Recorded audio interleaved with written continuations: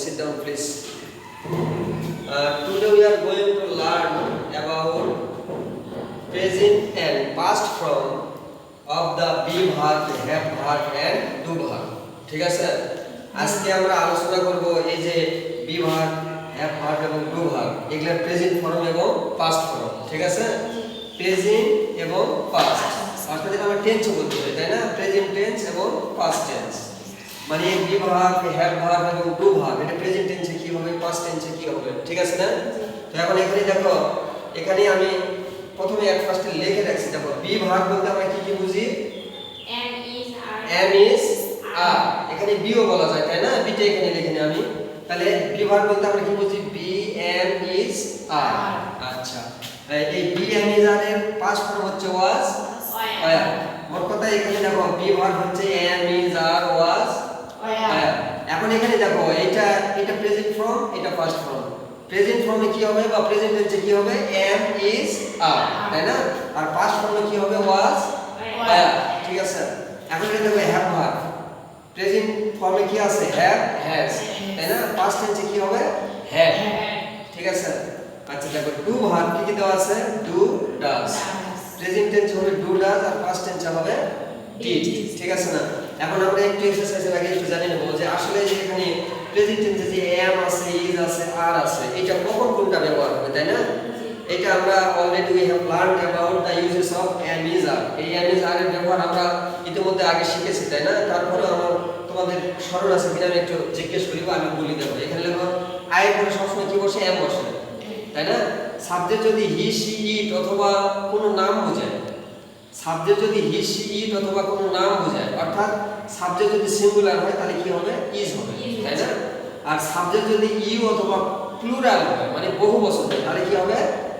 আর। এইটা পাস্ট টেন্সে হতে হয়। দেখো সাবজেক্ট আই অথবা হি সি ইট কিংবা সিঙ্গুলার নাম্বার যদি হয় তাহলে হবে ওয়াজ। আর সাবজেক্ট যদি ইউ অথবা প্লুরাল নাম্বার মানে বহুবচন হয় তাহলে কি হবে? ওয়্যার হবে। এখানে যত হ্যাভ ভার্ব তাই হ্যাভ আর হ্যাজ, তাই না? এখানে সাবজেক্ট যদি হি সি ইট আই অথবা subject third person singular number হয় তাহলে হবে কি? হ্যাভ। ঠিক আছে? আর এইটা হচ্ছে সরি, সাবজেক্ট যদি থার্ড পারসন সিঙ্গুলার নাম্বার হয় অর্থাৎ এক বচন হয় তাহলে হবে হ্যাজ। আর আই অথবা প্লুরাল নাম্বার মানে বহুবচন যদি হয় তাহলে হবে হ্যাভ। ঠিক আছে? আর এটাতে একটাই, এটা সব ক্ষেত্রে হবে, পাস্ট টেন্সে সব পারসনের বা সাবজেক্টের পরে হ্যাড হবে, তাই না? আচ্ছা এখানে দেখো ডু ভার্ব, এখানে তাই আছে দেখো ডু ডাস। ঠিক আছে? সাবজেক্ট যদি হি সি ইট অথবা থার্ড পারসন সিঙ্গুলার নাম্বার হয় তাহলে হবে ডাস। ঠিক আছে?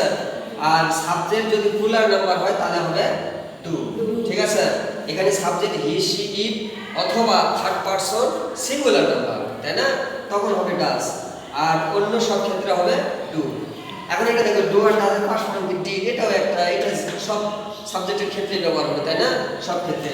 এখন আমরা একটু উদাহরণে দেখি কি, মানে এখানে দেখো এখানে প্রথমটা আমরা এখন মানে ফর এক্সাম্পলে যাব, তাই না? উদাহরণে যাব। এই যে বি ভার্বের প্রেজেন্ট ফর্ম এটা এম আছে, ইজ আছে, আর আছে। ঠিক আছে না? আমরা এখন দেখো এটার যে কোনো একটা উদাহরণ দেব আমরা। যেমন দেখো আমি যদি বলি যে আমি একজন ভালো ছাত্র, তাই না? আমি একজন ভালো ছাত্র। তাহলে এখানে দেখো আমরা মানে we have already the structure of sentence, আমরা সেন্টেন্সের গঠন জানি, তাই না? এবং শিখে আমাদের শেখা আছে যে একটা সেন্টেন্সের গঠন কি হবে।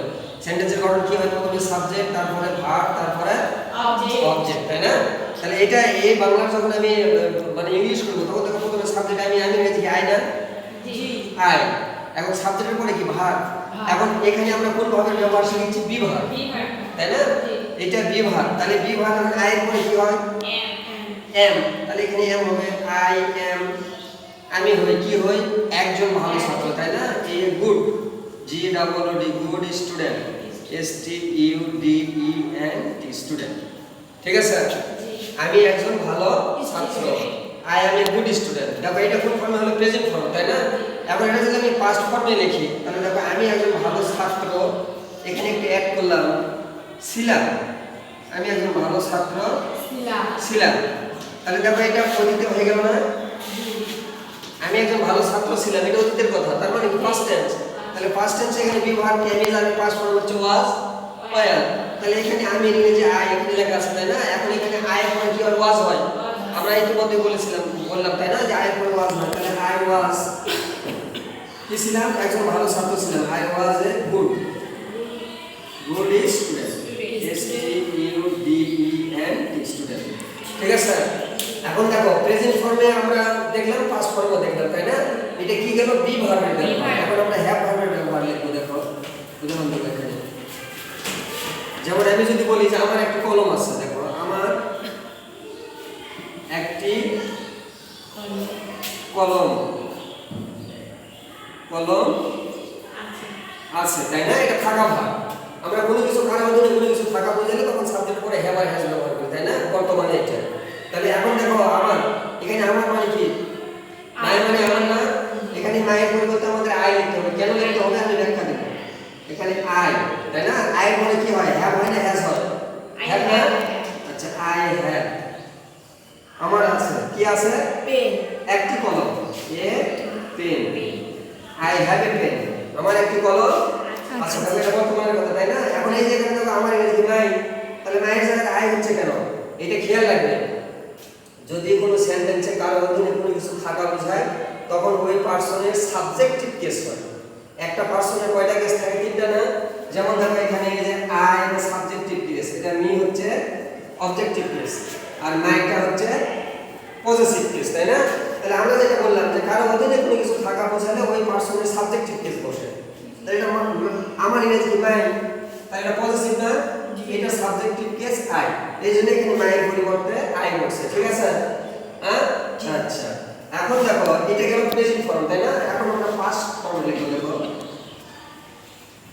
আমি যদি বলি আমার একটি কলম ছিল, এটা অতীতের কথা তাই না, আমার একটি কলম ছিল, তাহলে এটা অতীতের কথা। এখন হ্যাড এর পাস্ট ফর্ম কি হ্যাড, তাহলে আই কি হবে, হ্যাড হবে তাই না, আই হ্যাড এ পেন, আমার একটি কলম ছিল। ঠিক আছে ক্লিয়ার এখন তাই না। আচ্ছা এখন দেখো আমরা কি করব, ডু ভার্বের ব্যবহার করব। ডু মানে কি করা বোঝায় আমরা তাই না। এখন প্রেজেন্ট টেন্সে যেমন আমি যদি বলি আমি করি, তাহলে কি হবে আই ডু, আমি করি তাই না। যদি বলি সে করে, তাহলে কি হবে হি ডাজ। দেখো এই জন্য এখানে ডু আর ডাজ দুটো লেখা আছে। ঠিক আছে, আমি যে কথা বললাম যে সাবজেক্ট যদি থার্ড পারসন সিঙ্গুলার নাম্বার হয় তাহলে হবে ডাজ, আর অন্য সব ক্ষেত্রে ডু তাই না। দেখো এটা সাবজেক্ট, এটা কি সে একজন, তাহলে সে হি, এটা থার্ড পারসন না, থার্ড পারসন সিঙ্গুলার নাম্বার, এই জন্য সাবজেক্টের পরে কি হয়েছে ডাজ হয়েছে। ঠিক আছে, এই ডু আর ডাজের মধ্যে পার্থক্য এটাই। সাবজেক্ট যদি থার্ড পারসন সিঙ্গুলার নাম্বার হয় তাহলে ডু এর পরিবর্তে ডাজ হবে, আর যদি থার্ড পারসন না হয় অন্য কোনো পারসন হয় তখন তো ডু হবে। এই জন্য আমরা প্রথমে লিখি, এখানে লিখে নিই দেখো আমি করি, আই ডু, আমি করি, সে করে, হি ডাজ, দুটো ডাজ হয়ে গেল। হ্যাঁ এইটা এখানে খেয়াল রাখবে। ঠিক আছে আচ্ছা এখন দেখো আমরা যে ভার্বের ব্যবহার করে এটা প্রেজেন্ট ফর্ম আর পাস্ট ফর্মে লিখলাম তাই না। আমরা সাধারণত জানি যে এখানে যে প্রেজেন্ট ফর্ম আছে তিনটা, এটা ভালো করে খেয়াল রাখবে এবং এটা খেয়াল রাখতে হবে কখন এম হবে, কখন ইজ হবে, কখন আর হবে তাই না। এখানে দেখো এম হয় কখন, আই এর পরে এম হয়, আর সাবজেক্ট এক বছর হলে সিঙ্গুলার নাম্বার হলে ইজ হয়, আর প্লুরাল নাম্বার হলে আর হয়। এখানে subject third person singular number, এখানে সিঙ্গুলার নাম্বার হলে কি হয় হ্যাজ হয়, আর প্লুরাল নাম্বার হলে হ্যাভ। এটা তো তাই, সাবজেক্ট যদি থার্ড পারসন সিঙ্গুলার নাম্বার হয় তাহলে কি হবে ডাজ, আর যদি প্লুরাল নাম্বার হয় তাহলে কি হবে ডু। আচ্ছা এখানটা তো দেখো তাই ওয়াজ হয়, সাবজেক্ট আই অথবা থার্ড পারসন সিঙ্গুলার নাম্বার হলে হবে ওয়াজ, আর প্লুরাল নাম্বার যদি হয় তাহলে হবে ওয়ার। এখানে একটা, এটা সকল পারসনের ক্ষেত্রে হ্যাড ব্যবহার হবে। ঠিক আছে না, এটা কোনো বিকল্প কোনো পদ নেই, কারণ এটা একজনই একটা, এটাও তাই, এটাও একটা। ঠিক আছে এখন এইটার উদাহরণ আমরা দিয়ে নিই। দেখো এটা আমরা প্রেজেন্ট টেন্সে কি করলাম, ডু আর ডাজ। পাস্ট টেন্সে যদি বলি আমি করেছিলাম,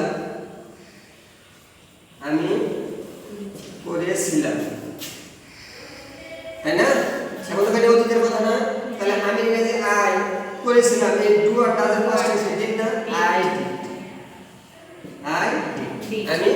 করেছিলাম। ঠিক আছে, তাহলে এখন আমরা মানে এই যে আমরা যে বি ভার্ব, হ্যাভ ভার্ব এবং ডু ভার্বের প্রেজেন্ট ফর্ম এবং পাস্ট ফর্ম এটা এখন আমাদের কাছে ক্লিয়ার, তাই না?